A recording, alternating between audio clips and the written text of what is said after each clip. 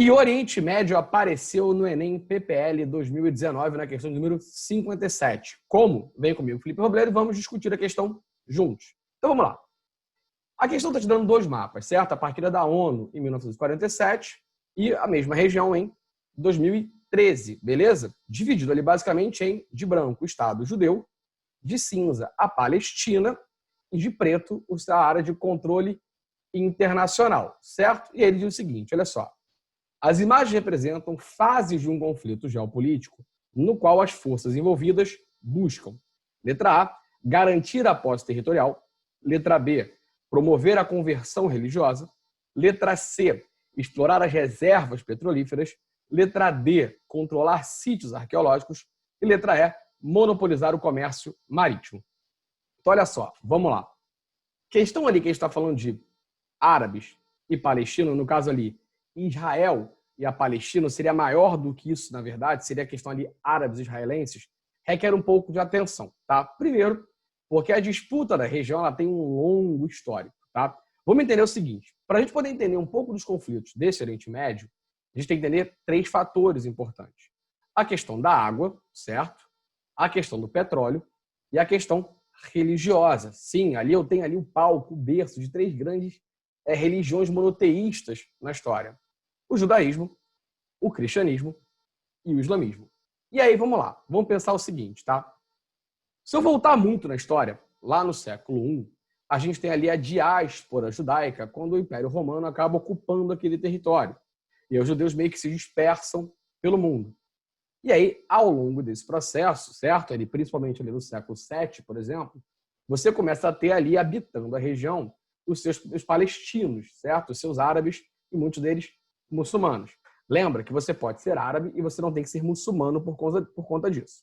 Bem, o tempo passa, a gente passa ali pelo século XIX, imperialismo, a região inglesa, a gente passa ali pela ideia já de um domínio, uma ideia, uma necessidade, uma vontade de um retorno dos judeus a essa terra, o chamado movimento sionista. Passamos no início do século XX pela declaração de Balfour, onde você começa a defender o retorno, então, via Inglaterra autorizando dos judeus a esse território.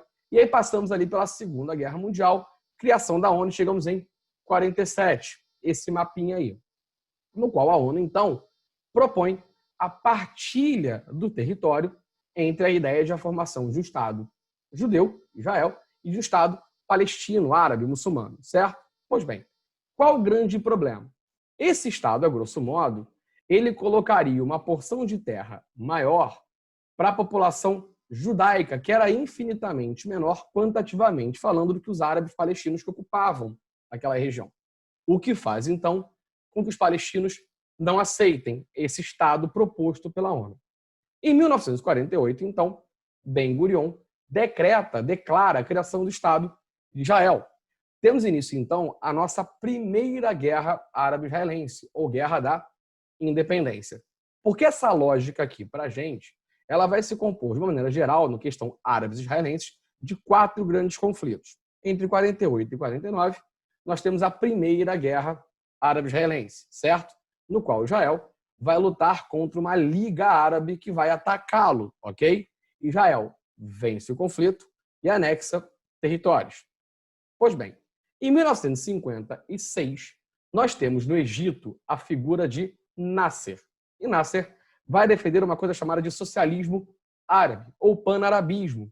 E dentro dessas medidas de socialismo árabe do Nasser, você vai ter a chamada nacionalização do canal do Suez, que era uma obra fundamental, certo, dentro dessa geopolítica do Oriente Médio, controlada por empresas inglesas. O que vai levar, então, à chamada Guerra do Suez. Eu tenho uma Liga Árabe, eu tenho o Egito, na verdade, e do outro lado eu tenho forças anglo-francesas e israelenses. Pois bem, Israel vence novamente e anexa mais territórios. Em 1967, muito relacionada a essa derrota que você tem ali em relação a essas questões árabes-israelenses, você tem a chamada Guerra dos 6 Dias, que recebe esse nome exatamente porque é uma guerra que dura 6 dias. A Liga Árabe vai atacar Israel e Israel vai dizimar a guerra em exatos 6 dias. E aí anexa mais territórios.